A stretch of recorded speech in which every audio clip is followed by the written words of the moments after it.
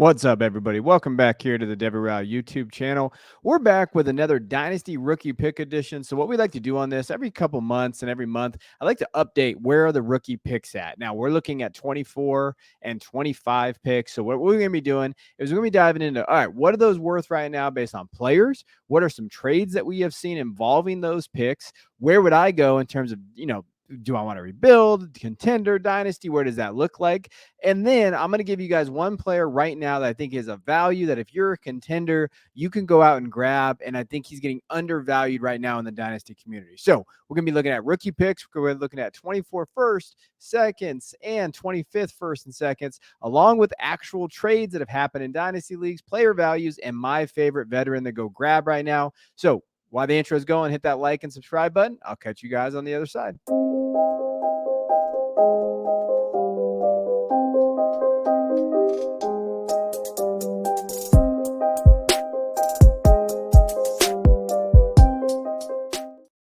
All right, so let's talk about our dynasty rookie picks and get into it. There's our boy Brock Bowers. Got to love him coming next year. But let's get into what we came here to talk about. So let's look at the 24 first right now. So I kind of went through, going through kind of crowdsourcing, looking at keep, trade, cut, some players that are around that at that value. Now, we're not talking about going to be straight up, but some of these might, right? So right now, early 24 first to going for like Jonathan Taylor, CMC, and Chris Olave, right? Now, I wouldn't say that you're going to get those guys straight up, but that's their value relative to that first. And then you're going to have to add some pieces to get those guys. So there is some value there. Now I'm going to show you examples. So don't, say, hey, that's worthless. But this is exactly kind of how they're getting valued.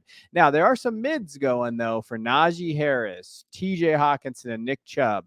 I have seen Chubb's value rise a little bit. People are expecting big things for Chubb as, compared to what they thought it maybe in January, February, March before the draft. And now that they really haven't added anybody, people are really high on Chubb.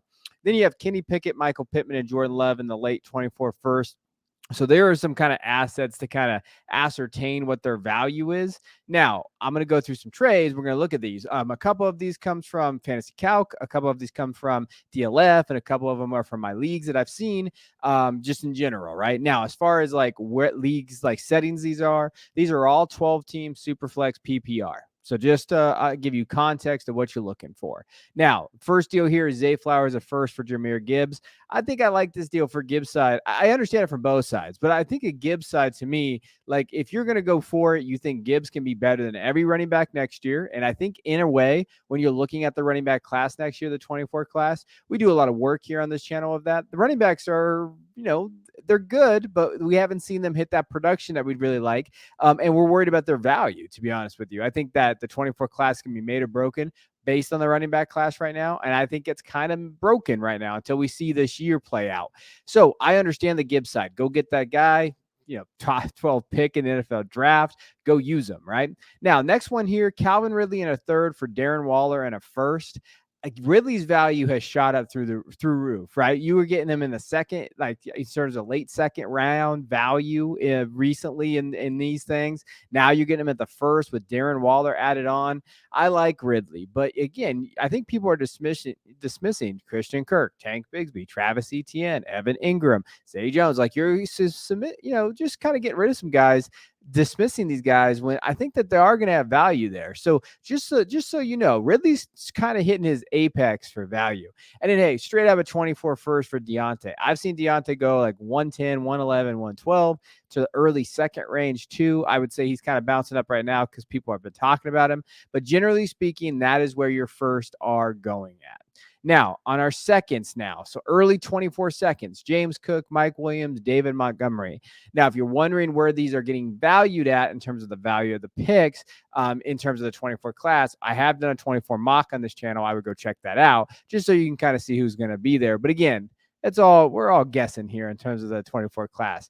But Mike Williams, David Montgomery, veterans really, and then like a Cook who people are concerned about. I think Mike Williams is an interesting one. If you want to kind of re-roll, I bet you Mike Williams would be worth a 24-second wide receiver, right? So if you want to kind of get in that range, that's not a bad kind of, get out of Mike Williams' value.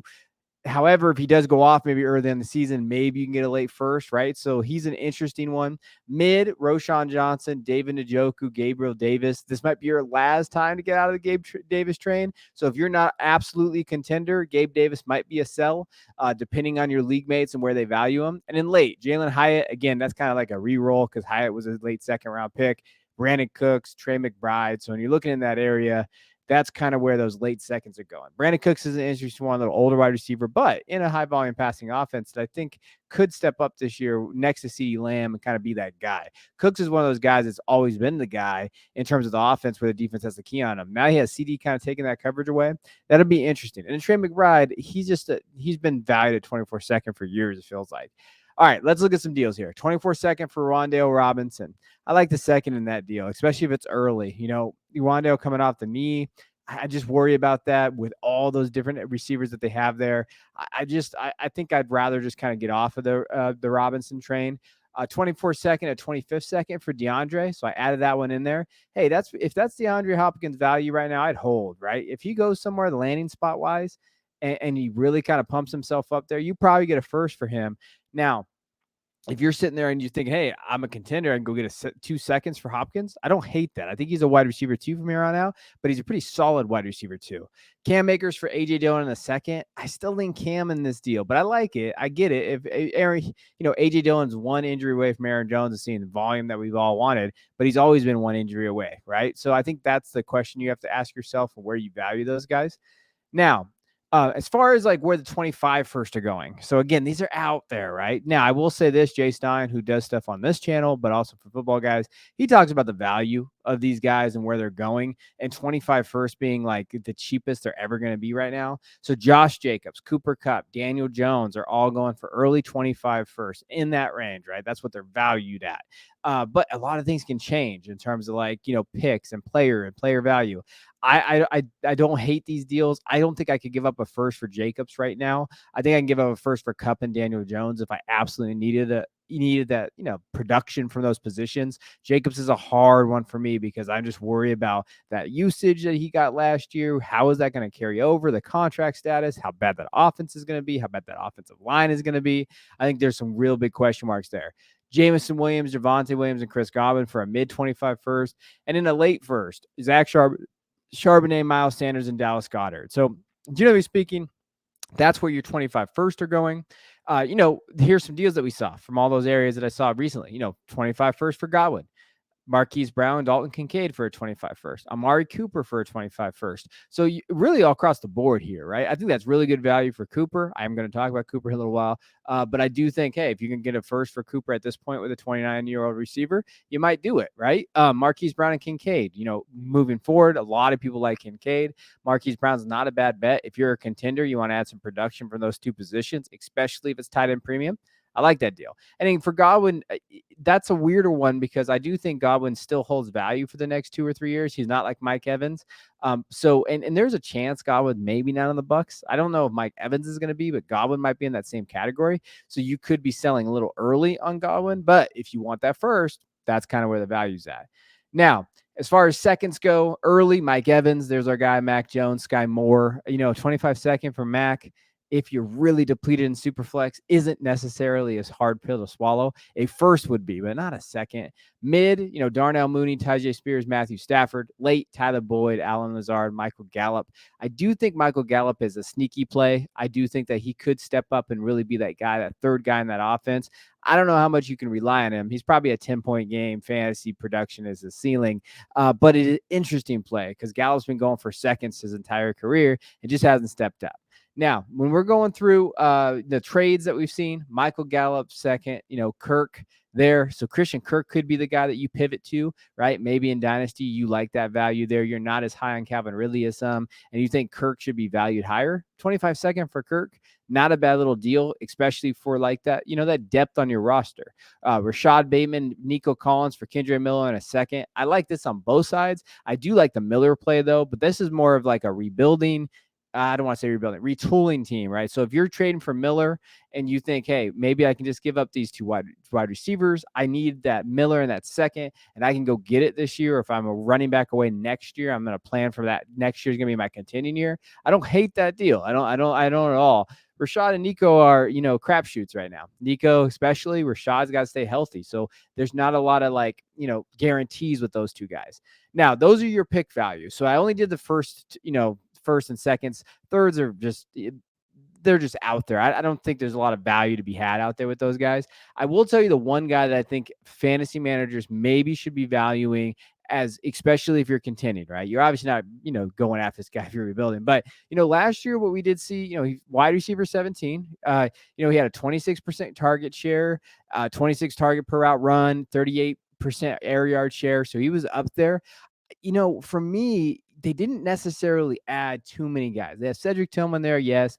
Elijah Moore, I like Elijah Moore, but Amari is going to still earn that target share, at least 25%. Now, and I think the thing is about Cleveland, I think they're going to shift their focus, their scheme. They were, heavy run, but I think they're going to open it up with Deshaun. So we're going to see more passing volume in this offense, which I think is going to lead for Amari Cooper to be more efficient. And we're also going to see just more volume there, right? More targets and more receptions, more yards, touchdowns.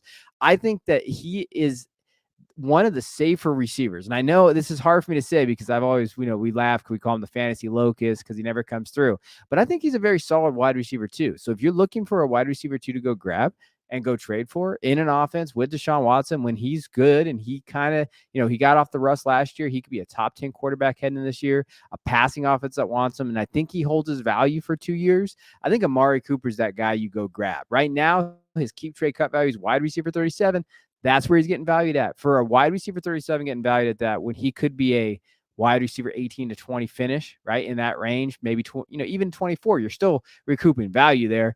And some deals, really, he's going for that 110. So if you haven't had your rookie draft yet, around that 110. But if you had, that's really Zay Flowers, right? So you're looking at like Amari Cooper and the 210, which could be Tyjae Spears, could be Jan Hyatt, could be, Sam Laporta or Michael Mayer, someone like that. In that range, that's essentially what he's going for. I like to add rookie picks because not all degenerates have already drafted in their rookies. But then also like Amari Cooper for Darren Waller, right? So this is positional. Do you believe Darren Waller can kind of step up, 31-year-old tight end in that Giants system? Or do you want to go get that wide receiver two that could really provide value, right? So that's the guy that I wanted to highlight. I like to always kind of give you guys some context of like, hey, this is a guy that I would maybe go try to attack in my league if I'm that contender, if I want that solid floor for my wide receiver. So appreciate you guys as always. Hit that like and subscribe button. Go check out our Patreon. We are pushing to 200. I'll leave Christian here talking about the Patreon, and you can find a description below. If you have any questions to join, please, DM me. You can find me on Twitter at @DuBois_22. We appreciate you guys. Have you joined the Devy Royale's Patreon? With 3 tiers to cover your Devy, college football, and Dynasty needs, the Devy Royale has a tier for you.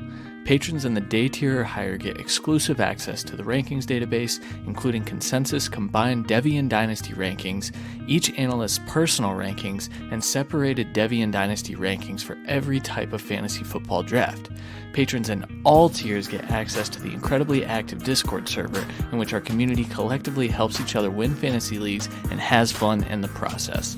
Last but not least, all patrons in the day tier or higher get access to the College Football Manifesto, a more than 300-page document highlighting every Power 5 college football team, Devy players, mock drafts, strategy guides, position battles, and so much more. Head to patreon.com/the Devy Royale to join today.